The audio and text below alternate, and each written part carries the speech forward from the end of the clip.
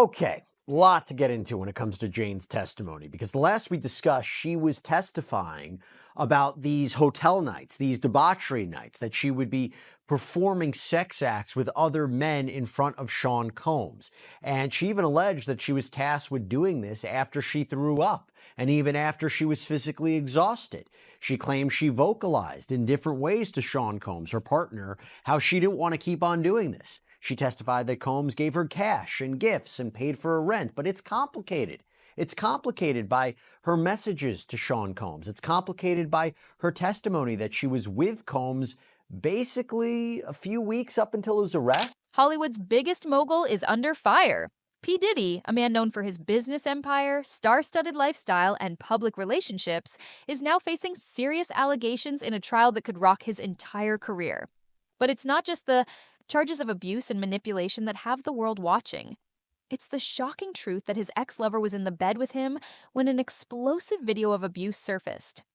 Stay tuned as we dive deep into the heart of the drama, the twisted dynamics of a toxic relationship, and the shocking revelations from the courtroom. This is a story you won't want to miss. And you also have to wonder, is it also complicated with what she said today, including new allegations of violence that have changed the trajectory of her testimony? So a lot to get into with what happened today. Let me bring on Elizabeth Milner, Law and Crime's in-court reporter who was there for every minute of the action. Elizabeth, so good to see you. Thank you so much for taking the time. I feel like a large portion of the beginning of the day, for the first few hours, was dedicated to the prosecution asking her to elaborate and explain. P. Diddy, real name Sean Combs, is no stranger to controversy. But this trial, it has the potential to change everything. The legal battle centers around allegations of abuse, sex trafficking, and coercion by Diddy against his former lover, referred to as Jane. In the midst of these shocking claims, an intimate, disturbing video surfaced that may be the key to unraveling the truth. Was this consensual? Or was Jane trapped in a world of manipulation and violence orchestrated by Diddy? Let's break it down. In her reluctance to engage in these sex acts. And it becomes a question of whether or not it was her as a girlfriend or partner who just didn't want to do this, or, as part of a relationship issue, or whether it was a crime. This was non-consensual, a form of force, fraud, or coercion used to induce her into engaging in commercial sex acts with men in all different cities. So, Elizabeth, what was the testimony from the first few hours today about this reluctance? Before we get into the dark side of their relationship, let's take a quick look at how it all started. Diddy and Jane were involved in what seemed like an intense romance, but behind closed doors, things weren't as glamorous as they appeared. Jane's testimony paints a picture of a toxic relationship where she felt coerced into sexual acts, and her reluctance was constantly dismissed by Diddy. In one of the most disturbing details, Jane testified that Diddy would record sexually, explicit videos of them, but she wasn't always willing, especially in the later stages of their relationship.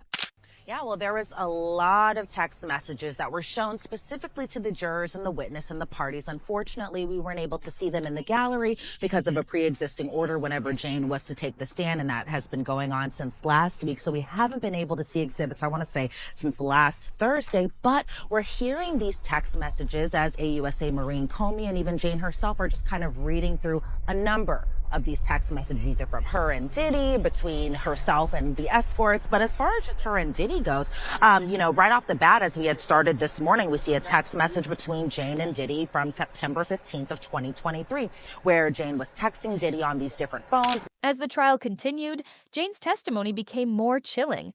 She described how Diddy pressured her into freak-off sessions, where she was expected to perform sexual acts with other men, all while Diddy watched. But the story doesn't end there. The real shock came when Jane revealed the extent of the physical abuse she allegedly suffered at Diddy's hands. Because he has more than one phone, and Jane would say, should we start looking for Sunday night flights? And Jane said, love and miss you, mine's forever. And Diddy's responding, send me some SHIT of you being a bad girl. And Jane believed that those messages about her sending him something was for her to send sexually explicit videos to Diddy. And Diddy had responded, when is the earliest you can get here? Jane says that she didn't want to send this particular video, and Diddy said something along the lines of, And then the video, the footage of the abuse surfaced, leaving the public stunned. Allegedly filmed by Diddy's assistant, this video features Jane during a disturbing encounter where she appears to be trapped in a room with Diddy. Jane claimed that she never agreed to be filmed, and it was later revealed that Diddy's staff had easy access to these intimate recordings. the F, I'm asking you to do this. I have the phones, and those phones being with the phones that they have of explicit videos together. Diddy said, stop it, don't say no to me. And Jane says, well, I'm traveling with our phone. And Jane says that Diddy would record on his two phones, and then his assistants and staff had easy access to it. So they had this separate phone to record their sexually explicit videos together. And Jane was saying in these messages, that phone doesn't look, and I'm paraphrasing here because they go by so fast when they're kind of saying these out loud. And Jane had said, you're using. As the trial unfolds, the question on everyone's mind is, was this a case of sexual trafficking and coercion? Or was it a complicated relationship full of misunderstandings and manipulation? Jane's testimony has made it clear that she was not just an unwilling participant, but someone who felt trapped, yet continued to be financially and emotionally dependent on Diddy. Our bids to get erect with someone else. And Diddy said, bye, I was asking you to send something. Good night. Jane says, well, I'm not going to New York. You're texting me so that way you can get erect for somebody else. And Jane says that she saw on a podcast that he was bragging essentially about having sex for 48 hours completely with someone else. And so Diddy had told her that no sex was involved on this trip where he was going on this podcast with another person, another woman that Diddy was seeing, and just kind of bragging about this. And this 48-hour trip. As if the scandal couldn't get worse, Jane's testimony took another twist when she revealed how she felt after hearing about Cassie Ventura's lawsuit against Diddy.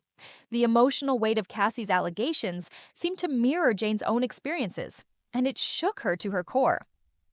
That he was kind of talking about was on a yacht, and that Diddy told her that he was going to take her on this specific trip, and that Jane agreed to do a hotel night after he had promised her to take her on this trip, and that he ended up not taking her on the trip. So it seems like it's kind of going possibly into the prosecution's argument, which they believe it's sex trafficking by fraud, where he was promising her to do these things and then she would comply with it, but then he would end up not taking her out on. As the trial progresses, questions remain about Diddy's future.